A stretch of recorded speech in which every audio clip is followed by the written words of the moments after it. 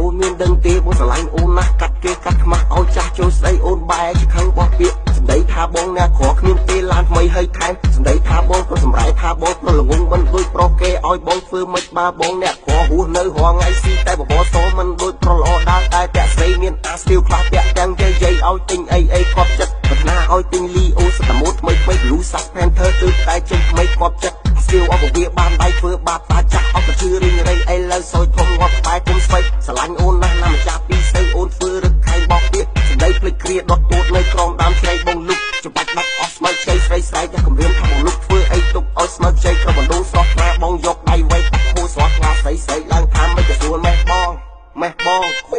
មិនយូរប៉ុន្មានអូនក៏មានគូនបងក៏ភៀសខ្លួនទៅនៅស្រុកថៃតែបងមិនភ្លេចទេនៅស្រុកទីសីបងតែងលុកលៃជិះអូនគ្រប់ពេលបងផ្ញើលុយកាក់ឲ្យកូនចៃដែរបងទិញលីអូដាក់ចូលក្នុងកដោបងទិញដាក់កាផ្ញើទៅជាវ៉ាទិញសុំអនាម័យសិតពុកមកខ្លាស្រីស្រែកឡើងថាខ្វះសលេអនាម័យខ្វះភាពកក់ក្ដៅក្នុងពេលរៀបត្រីឲ្យបងធ្វើម៉េចបើបងនៅឆ្ងាយបើជួបឆំឆាយទៅចំណាយពេលយូរតែបង្ខំតស៊ូតតែបានជួបស្រីអីលើអ្វីក៏ត្រូវបានសម្រេចសូមអូនដល់កំភ្លេចនៅរាត្រីយប់នឹងទៅដល់ពេលថ្ងៃឃើញស្រីទៅបងចាក់បាក់បលឹងព្រួលទៅលើក្រែឃើញអូននៅមាត់បុកខំស៊ូស្លៀកខ្លាចស្រីពុំងាយអូនរងាគួនប្រានអូនសួរបងថាចង់បានប្រមាណបុកឆ្លោតស្មានចង់មកយក4ដងខ្លួនទល់នឹងខ្លួនមាត់ទល់នឹងមាត់សុំអូនគុំគាត់ណាស់ទៅជាវ៉ាប្រឡាក់កាប់ងាខ្លួនខ្លួនម្ដងម្នាក់សុំអូនគុំភ្ញាក់ពេលតែត្រូវខ្លាំងនន់សូខាងផ្លុក